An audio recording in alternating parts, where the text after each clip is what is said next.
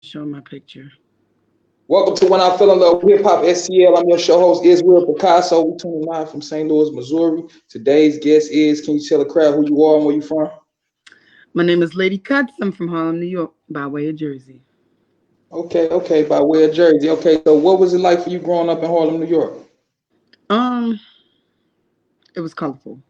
If I say anything else, if I can't say anything else, I've experienced a ton of things that helped me grow and see things from a different perspective.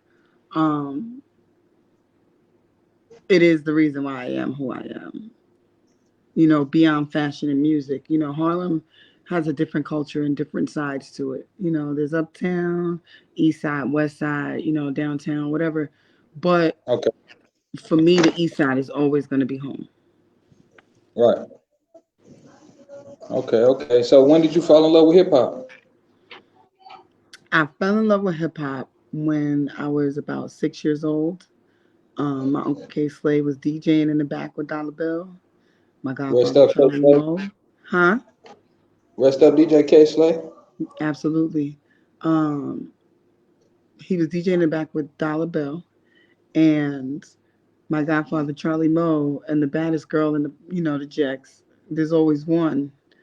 Her name is Charlotte, and they were dancing the "It Takes Two" by Rob Mm, Bass, and I lost my mind because it was like I saw the control that they had over them on the dance floor, and then I could listen to the music. The beat was thumping in my chest, and the lyrics was just dope for that time. Okay. So when did you feel like you had the talent to do music? Um, Probably about the next year. Um, Yeah. So it took me about a year to get the courage up to start, writing and trying to DJ. And in me trying to DJ, I used to scratch the records in my mother's house. Okay. And instead of telling her I wanted to DJ, I would throw them out the 14th store window like frisbees when I would mess Okay. up, the vinyl itself. Yeah.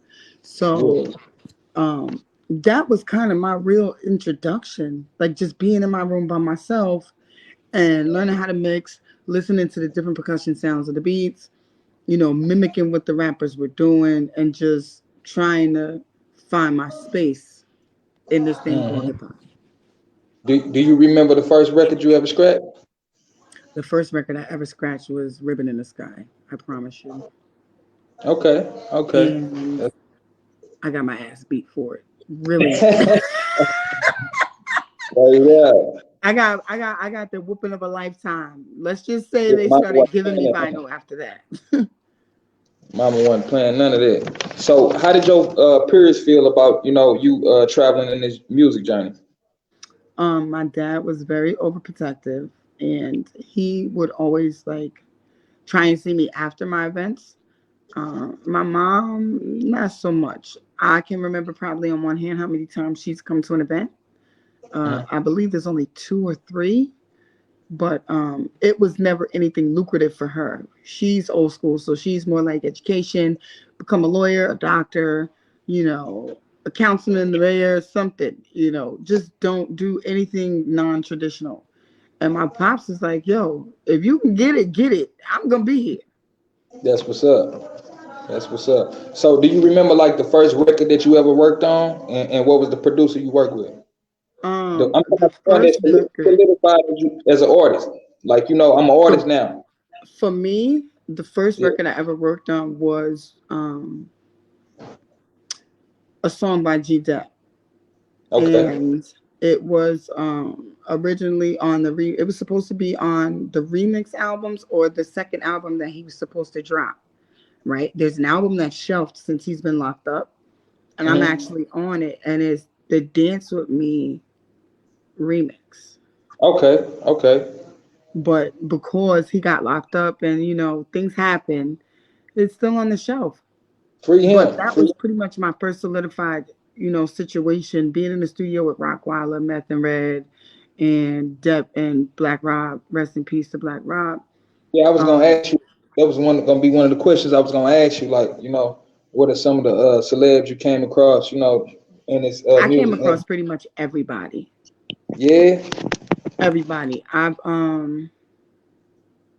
So in my love of music, I found different avenues to make it work. Okay. Um, I started out DJing in the clubs at 16 and 17 years old. Um, Mm. and I would clean up because I was underage, Okay. so I could DJ. And that was my first real on hand experience as a DJ. And then at 18 or 19, I got with someone and we had a web and graphic design business. But in that business, because where we lived at the time was so small, there was nobody else that could do graphic design like us. You Mm. understand? And we filled the void that the town needed, which is Albany, New York. Shout out to the capital. Um, and with that being said, everybody that came in and did a concert in Albany came through our shop.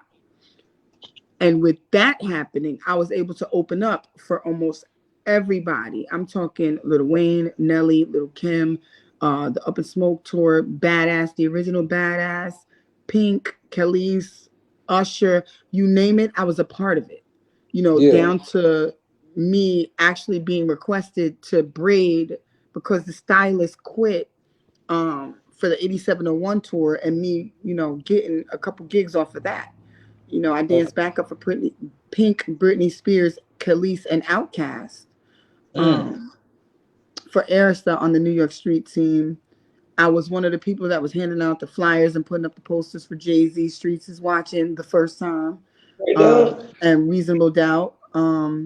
Hey, that's my number one. That's my top That's five. my number. Well, Yeah, he's my top five. I will say that. yeah, he in my top five too. I ain't gonna lie. Um, but like in dealing with different avenues in the industry, it taught me a lot. You can be the help, but you can also be the number one. And I Hmm. just had to figure out where I wanted to be and where I stood, as far as music is concerned. And I've pretty much done every job that you can think about in the industry. So you was an A&R and all of that too? I did A&R for Mikey J for Okay. about 2 months. I really didn't like it. Mm. It was very demanding. I found out in that, that that situation was more quid pro quo, if that makes sense. And I don't Hmm. I don't like to entertain situations like that. It's either you're good or you're not, That's real. and I felt like a lot of people played because of his name. I don't know what happened in the past with him or if mainstream just wasn't trying to give him what he deserved, but it was Mm. definitely frustrating for me. At the time I did not have a car and I had two Yeah. babies. You understand, Damn. very little. And it just wasn't a good situation for the time. Like Mike is dope. He's won tons of awards as an independent artist. He's done movies and all types of stuff. You understand? But I feel Mm. like at that point, A&R, for who I truly am inside as an artist and a creative, A&R wasn't enough for me. Yeah. Understood. Understood. So I gotta ask you, how did you get the name Lady Kutz? I used to, in me cleaning up in the clubs, two DJs, DJ Jin and DJ Cutmaster Supreme. They used to teach me how to do tricks live on the set, Mm. and they would let me DJ in the club. I was underage. And when they would let me go on, the girls would always come to the booth. And in them coming to the booth, Cut actually said one day, he was like, yo, you don't have a DJ name. And I was like, no. And he was like, well, what about Lady Kutz? Ladycutz. And I was That's, like, in my youngness. I was like, "There's no C's over here. I'm a street sweeper.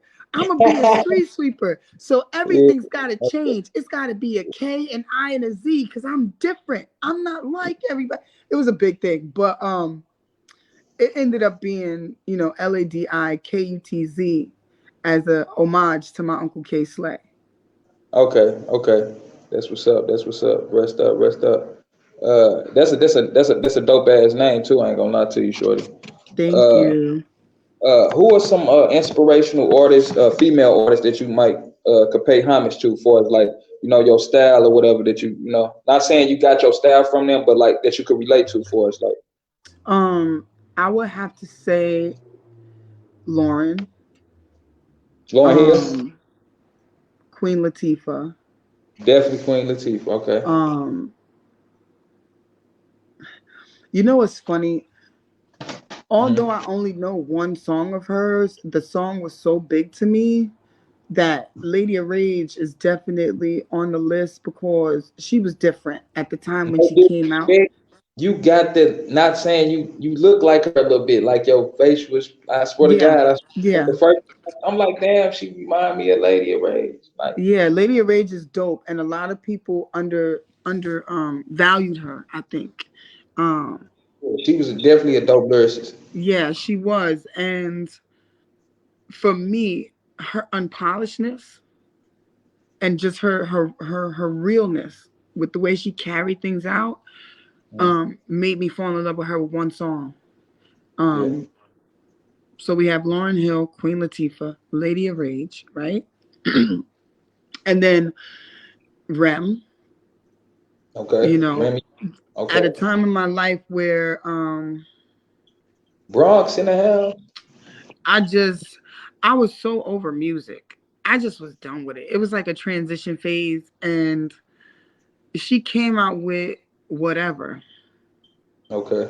And that was my mood at the time, and it just woke me up. It was like, word, if the guy say get her, I'ma get her. I was like, Yeah. oh. Yeah. Yeah. I bet. That was dope. I really appreciated her roughness, and then the fact that she brought some rough exterior Tom girl Yeah, chic to but it. that's the true hip hop though. That's what hip hop is, you know. It ain't Yeah, none of this bullshit that they, in my opinion, you know. I yeah, don't want to offend nobody, but I feel like hip hop kind of got watered down a little bit, you know. In yeah. my And then I would say two more. I would have to say MC Light.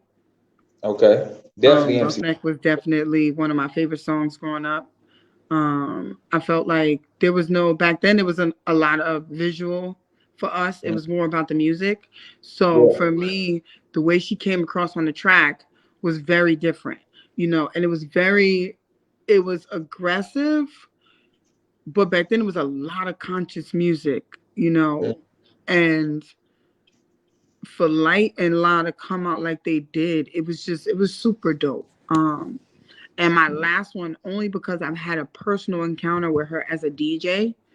mm, Um, and I respect how she handled her business when it came to me DJing before I even knew who she was, before I had ever heard a song, because I'm not a person that likes to listen to radio yeah, because I, at the time, was running my own show on college radio and we could only play non-top 40 music. I was more worried about what else was coming next. So okay, um we have a show in Albany, New York at a club called Sneaky Pete's, and this little tiny girl, short, very pretty, comes in with mm, a whole entourage, and it was like a truck full, suburban full. um okay, she was very quiet and laid back, but when she observed that they kicked me off the turntables, you know, she kind of forced them to let me back on. And I respected for her so much. And it was just like, I don't care if she plays 30 seconds before I go on.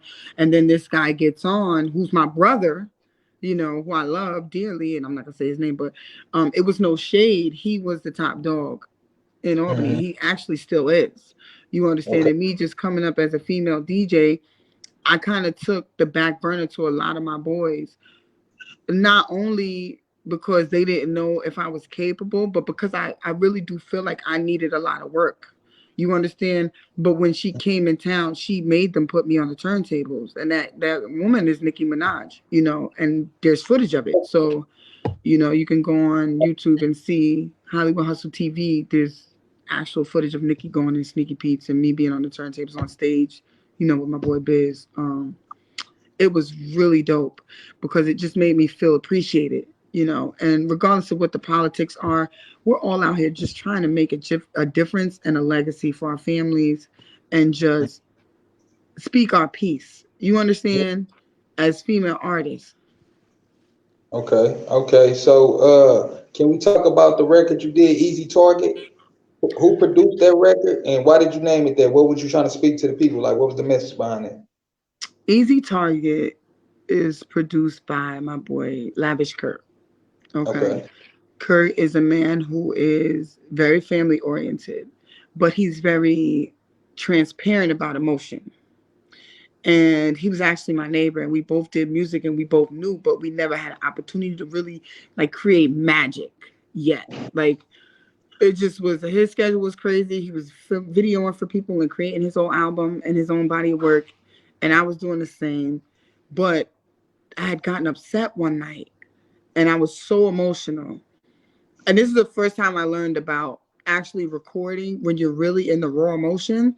Um, Mm. he was like, all that crying you doing, you better man the fuck up, act like we ain't from Harlem. Get girl, Mm. here, take a shot. Get on the mic. And I literally made like 4 songs that night, and Easy Target was the last one. The So first one I did the lemon pepper freestyle, and I was yeah, crying on the end. And he was like, no, that's not enough. You're not done. And he pulls up the Easy Target beat. And I just started thinking about everything that I had gone through, everything my friends had went through, everything that I thought that could have been, and what I could say to a man, um, if he was that person for me, yeah. if that makes sense, to create a Understood. narrative that not everybody wants to shake ass and bounce from penis to penis. You know, some of us want to have longevity and have a lifelong partner and a best friend and share every moment with, for travel, you know, and not even just travel, but just have those experiences. Let's go to McDonald's together. Let's go to a museum together. Let's go to a movie together. Let's just lay in bed and Netflix and do nothing all day. Let's sit let's sit in a quiet space. And what would happen if that turmoil would hit my doorstep? Because nobody's perfect, people cheat, you understand? What would I say to that person? And it was just like, the reality is if I find that one person, I'm not saying I'm a doormat, but we can work this out. Listen, Yeah, because at the end of the day, for me, legacy is the most important thing. It's not about money. It's not about what you look like. It's not about what you drive. It's not about what you can get me. Birkin, all of that other stuff. That stuff don't matter to me. What matters is how you respect me, how you love me unconditionally, past all my transgressions, how you love God, and how you love on me in those processes. Because I'm that's going to real. give you that and then some. So that was the female's perspective in a healthy manner of how to deal with a cheating significant other. You know, Mm. if you notice in the beginning of the song, I say, God bless my body, my mind, and my soul. Yeah, on That's me, the thing you say. I was gonna ask you, That's seem like you kind of woke a little bit.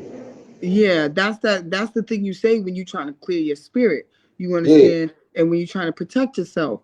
And that's the same thing that you kind of say when you say your vows in marriage. It's like, God, please protect us. You understand? No matter what comes out my mouth, just protect me and make sure that we covered, and that is coming from a place of true transparency, and it's not to hurt you.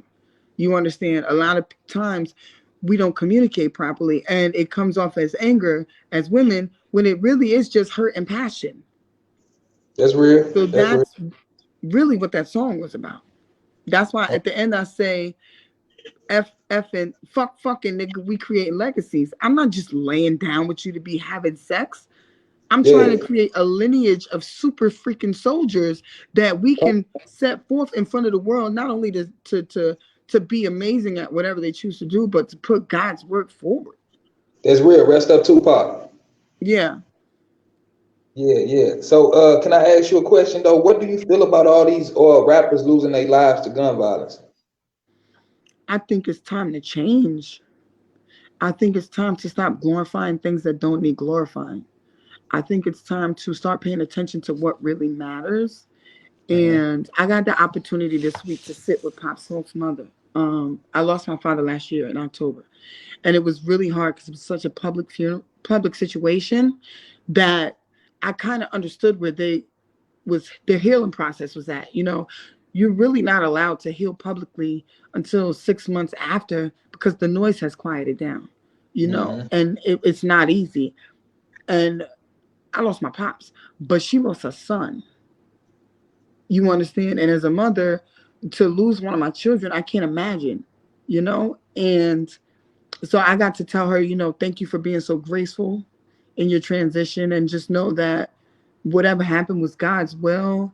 And he did his work, and now it's your time to take the torch and run with it. Mm-hmm. You That's know, real. Yeah. it was a real transparent moment. Like, it was so dope. It definitely Yeah, was. hands up, guns down, man. That's how I feel in St. Louis. Yeah, It's a lot of murder going on in my city, in this, in this city, real crazy right now. And I yeah. lost my brother. I lost my brother to gun violence. My brother got murdered. So I'm sorry yeah, about that. yeah. And that's just life, I want to ask you, what kind of advice can you give to the younger female artists that want to take your place, not take your place, but follow in your footsteps? I mean, Legs closed, books open. yeah. I don't care what anybody says, what hoopla they try to throw at you. Don't get attached. Keep your legs closed. And until somebody actually shows you, follows through, and is there with you consistently, leave the relationship stuff for outside of your business, because it not only does it fog and cloud your judgment, but it will set you off your path of where God called you to be. Yeah. Okay. Okay. So what's new for Lady Kutz 2023? What you envision for yourself? What you got going on? I have some filming coming up this year. I'll be a part of a series called Lick, um, as well as some other projects that's coming out. We have For the Love of Swazi coming very soon. Um, I have some music songs coming, some music projects dropping. Okay. And I'm just steering clear of all the drama and just keeping God first above all things. You know, And He is what you working with on this? amazing, and He wraps His arms around me continuously and daily. So I'm forever grateful for any little blessing that I get. You know, Wow. as an award winner of Artist of the Year and Song of the Year, without dropping at the time, it kind of put things in perspective. Like, I have an opportunity to make a difference. My songs You are on stations all over the you country. won an award? Say that again. You won an award? I won Artist of the Year and Song of the Year in 2021. No bullshit. Yeah, Oh, on This congratulations to Is you. Hip Hop Radio. Yeah, congratulations. For Thank real. you. That's It was. big. It is. It is. It is. It's a huge accomplishment, especially since I had dropped and everybody I was against had dropped albums and projects and music, and I only had singles out, and they weren't even out on streaming services. Yeah, that's crazy. I had to regroup and repurpose, things, and pray over stuff before you put it out, That's real. That's real. That's real. So what do you is you independent, or what, you signed to a major label, or you got your own thing going on? What's going on with you? So I am independent. Okay. My label is Ragdoll Entertainment. My label Okay. has been around since 2004. Um, I use it as DJing, and now it's my catalyst for my music. But I am attached, manager wise, to Owl Life and Finesse Music Productions. And if I had the opportunity to sign with a label, it would have to be beneficial to me, Mm-hmm. because the team that I have for where I'm at right now and not even dropping an album, although I see other people moving faster and catalysting faster, I'm in for the Mm-hmm. long haul. I'm not in for the quick fix. Yeah. So they would have to give me something beneficial, you know, to beyond just cash, to make it worth my while. Like, donate some money to my hood and build some community centers for these kids. That's Um, real. Create enrichment programs for these parents so they can get in-house training and don't have to leave, their kid and go 4 hours away on a train to make sure they can feed them. You understand? I'm thinking long term. Teach people how to buy land at $3,000, for 40 acres, and how to cultivate that land. That's the Mm-hmm. type of time I'm on. Diamonds and cars are nice, but it's not anything substantial. And you can't take it with you. Your kids can't have it either. I mean, they can have it, but is it really worth anything? Yeah, yeah, you're right. You're right. Yeah, teach them how to purify water. How to Yeah. have their own water system. Yeah. Because because this money system, money don't mean nothing either for real. Because they Yeah. doing away with money soon. Yeah. You see the Bitcoin, the cryptocurrency, they trying to do away with the money. Yeah. You know, so if you know how to barter, if you're a hustler, you always gonna have to know how to Yeah. make something. You're always You gonna know what I'm saying? find it. Yeah. So Yeah, yeah. So, how much for bookings and features though? If somebody want to book you, It depends. A walkthrough is a different price from a performance. For okay, me to leave my house is 1,600. okay, Because I find my house very comfortable. that's real. That's Um, and I'm a homebody at the heart. I really don't like leaving my house, to be honest. Unless I'm going to the movies or out to eat. I rarely leave my house. Um, but I would say, um, prices can be negotiated depending on the purpose of the event. I'm not so locked into a price. If I see you doing good and you want something for yourself, I'll support. Um, but for the most part, my fee is just to leave my house. Not even for performance is 1,600. My performance rates is 3K. okay. And that's just a regular old Joe Smo bar. That's not any big venue with a big budget. That's what's up. That's what's up. So, you got any merch, any sponsors you want to talk about? Shout out to A Savvy Wardrobe. They are my clothing sponsor. Shout out to my girl Didi. It's just fashion. She's my stylist. Shout out to Kraken Iced Teas. Get Lifted Treats. I got a co-op with them, a collab for some cereal bars. And Simply Couture. It's my t-shirt line. Okay. I support Black fathers loving on their children transparently and unconditionally. And that's, what that line represents as far as what it stands for. Shout out to K Slay and all that he's done in Straight Stunt Magazine and, you So know, once again, Fix Our Crowns and all that other stuff. My friend, I am um, an advocate for her. She has a MS line. It's called Herbalistic Wellness. She sells okay, teas, natural remedies for you as opposed to, the medicine and all that. And they work really well. I actually use them myself. And my cousin Latanya, she makes hair care products. I use those. Like pretty much everything I use is black owned and independent. is the tea like a detox tea though? She has everything. She has detox teas.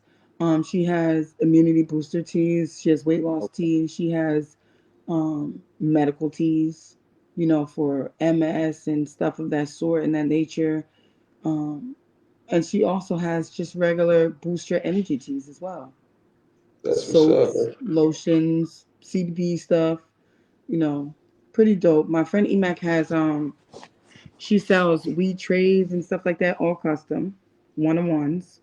That's what's A up. Savvy Wardrobe has a collab with a young woman who does Crocs, and they're all one of one. So I got a nice group around me. You understand? I'm Mhm. also attached to a company called EM Frenchies, which Okay, is a company that, because French bulldogs are very expensive, but I know. they're Motherfuckers also love them. dogs who have a lot of health problems, right? So they educate you on how to take care of your dog, but they also provide, services where you could find luxury strollers and carriers and stuff like that. And their social media is em underscore Frenchies. But it's like funny and cute videos. But then when the website is repurposed, they're going to show you what they're talking about is, education and putting God first. And not only that, but making sure that these animals are taken care of. That's real. That's real. So how can you be reached via social media? You can find me at LADIKUTZ on any site, even Black Okay. Planet. No. And once again. LADIKUTZ on Okay. Okay. Instagram, YouTube, Facebook. Okay. Okay. You got anything you want to speak on before we get out of here? Just always remember to keep God first and always put your family above all. Um, Make sure you guys check out my three songs, I'm Real, Easy Target, and House Wrench, who are all able to be requested on your stations. And shout out to When I Fell in Love with Hip Hop.